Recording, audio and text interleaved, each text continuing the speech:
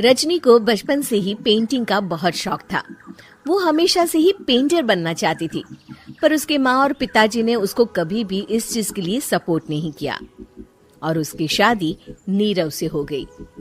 नीरव रजनी को बहुत प्यार करता था, पर रजनी हमेशा चुपचाप ही रहती। वो इस शादी से खुश नहीं थी। वो ये शादी नहीं करना चाहती थी। उसे तो हमेशा से पेंटर जो बनना था। अपने इस सपने को वो नहीं पूरा कर पाई, इसलिए वो हमेशा उदास रहती थी। रजनी, बहुत ही बढ़िया फिल्म लगी है, कल देखने चले? नहीं जी, कल मुझे बहुत काम है, मैं नहीं जा पाऊंगी। अच्छा तो कोई बात नहीं, संडे को चलते हैं। देखिए, मुझे फिल्म देखना पसंद नहीं है, आपको जाना है तो चले जाइए। नीरव को मना करके रजनी वहाँ से चली जाती है और अपने बैग को खोलकर उसमें बंद पड़े ब्रश और कलर्स को देखकर रोने लगती है। रजनी, चलो ना कहीं बाहर खाने चलते हैं, कुछ तुम्हारी पसंद का। जी मुझे नहीं जाना, मेरी तबीयत ठीक नहीं है। रजनी वहाँ से चली जाती है। नीरव को समझ नहीं आता कि रजनी उससे इतना दूर क्यों रहती है। वो जब भी उसके साथ वक्त बिताना चाहता है, रजनी कोई ना कोई बहाना बना देती है। एक दिन घर पर कोई नहीं था। रजनी घर का सारा काम जल्दी से खत्म कर लेती है। घर पर अकेले होने के कारण वो सोचती है कि वो आज पेंटिंग करेगी। वो अपने कमरे में जाकर पेंट ब्रशेस और कलर्स निकालकर जैसे ही कलर मिक्स कर रही होती है कि दरवाजे पर बेल बज जाती है। अब कौन आ गया इस वक्त? इतनी मुश्किल से तो मुझे पेंट करने का मौका मिला है। रजनी दरवाजा खोलती है तो उसकी सास अपनी सहेलियों के साथ खड़ी होती है और सब घर के अंदर आ जाते हैं। अरे बहू, सबको शरबत बनाकर पिला दे, बाहर तो बड़ी गर्मी है। जी। रजनी पेंट ना कर पाने से उदास हो जाती है। उसे गुस्सा भी आ रहा होता है कि उसने इस शादी के लिए हाँ क्यों कह दी। वो रसोई में जा रही होती है कि उसकी सास उसे रोकती है। बहू, सबके खाने का भी इंतजाम कर लेना, आज का लंच तो ये सब यहीं करेगी। हाँ। रजनी बिना कुछ कहे रसोई में चली जाती है। सबके लिए खाना बनाती है। सब खाना खाते हैं और रजनी घड़ी देखती है कि ये सब कब जाएंगे ताकि वो अपनी पेंटिंग कर सके। जब शाम होती है तब सब चले जाते हैं अपने घर। अरे बहू, सब तेरे खाने की तो बहुत तारीफ कर रहे थे, सबको बहुत अच्छा लगा खाना। आपको मुझे सुबह बताना चाहिए था ना कि आपकी सहेलियां आ रही हैं। पता भी है कितना वक्त लगा सारा खाना बनाने में। अरे बहू, तू ऐसे कैसे बात कर रही है मुझसे? तो और कैसे बात करूं?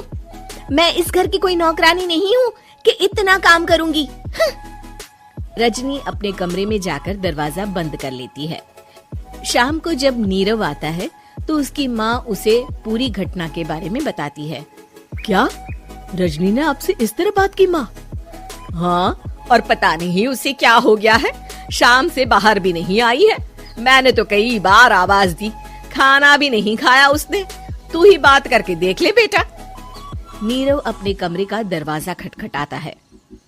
रजनी, दरवाजा खोलो, मैं हूँ।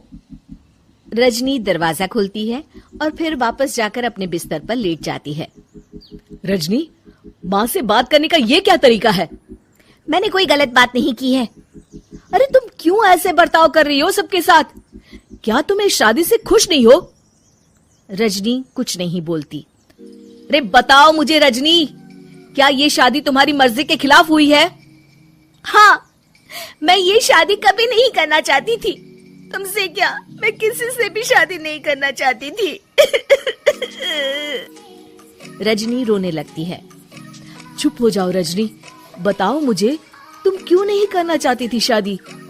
रजनी बेड के नीचे से अपने पेंटिंग्स, कलर्स, ब्रश, पेपर्स निकालती है।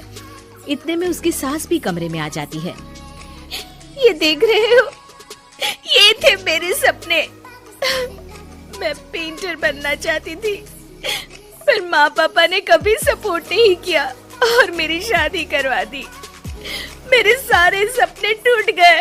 हर वक्त बस गुस्सा आता रहता है मुझे। मैं जानती हूँ कि आप लोगों की इसमें कोई गलती नहीं है, पर मैं क्या करूं, मुझे समझ में नहीं आता।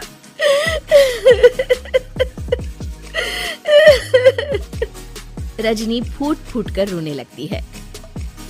मुझे माफ कर दीजिए, आप दोनों के साथ मैं बहुत बुरा बर्ताव कर रही हूँ।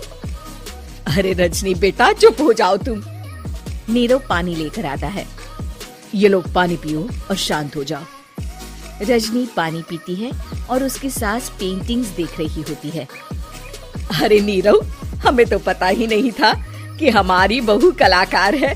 अरे कितनी अच्छी पेंटिंग्स बनाई है, देखो तो। ये वाली तो मैं अपने कमरे में ले जाऊंगी। आपको ये पेंटिंग्स अच्छी लगी? अच्छी नहीं, बहुत अच्छी लगी। और तुमने हमें बताया क्यों नहीं? तुम जब चाहे पेंटिंग कर सकती हो रजनी। हम तुम्हारे सपनों को पूरा करने में तुम्हारा पूरा साथ देंगे। हाँ बेटा, हम कला की कद्र करते हैं। हम कलाकार तो नहीं, पर मुझे गर्व है कि मेरी बहू एक कलाकार है। रजनी, नीरव और सास तीनों हंस पड़ते हैं।